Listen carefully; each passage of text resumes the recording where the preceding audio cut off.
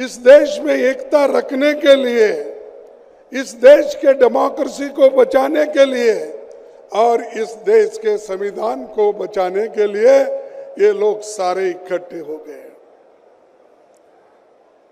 मोदी तो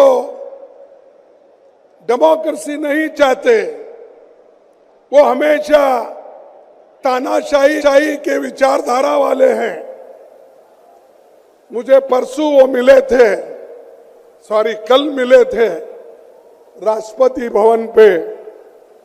वहां पर शाह थे, नड्डा थे और मोदी जी भी थे और दूसरे नेता लोग भी थे।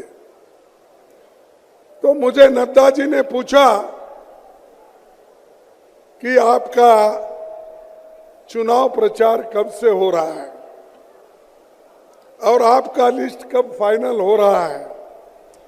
तो मैंने यही कहा, हमारा लिस्ट तो फाइनल हो रहा है, लेकिन हम जो चुनाव करना चाहते हैं वो निष्पक्ष चुनाव नहीं हो रहा और मेरे खाते में, मेरे पार्टी के खाते में जो पैसे थे वो पहले ही चोरी हो गए हैं और खास करके मुझ पे जो पेनल्टी लगाई है वो 3,567 करोड़ का, 3,567 करोड़ की पेनल्टी मुझ पे लगाई है। 14 लाख का हिसाब हमने नहीं दिया, इसीलिए उन्होंने 135 करोड़ का जुर्म लगाया।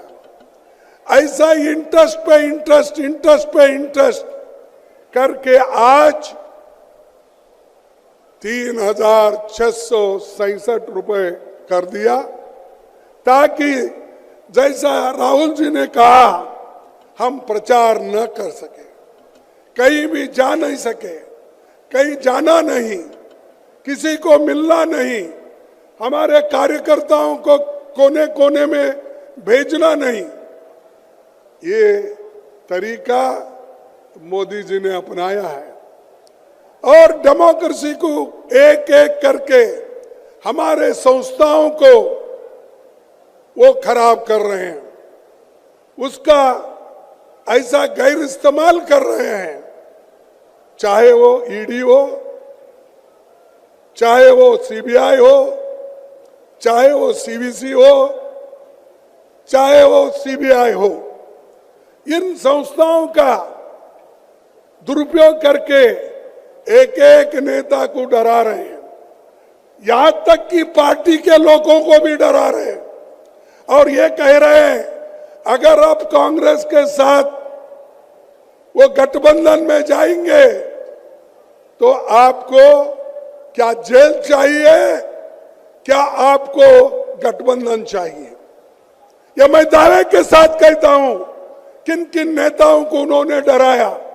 ऐसा ही डरा डरा के बहुत से एमपी खरीदा, एमएलए खरीदा और उन्होंने नए सरकारें बनाई।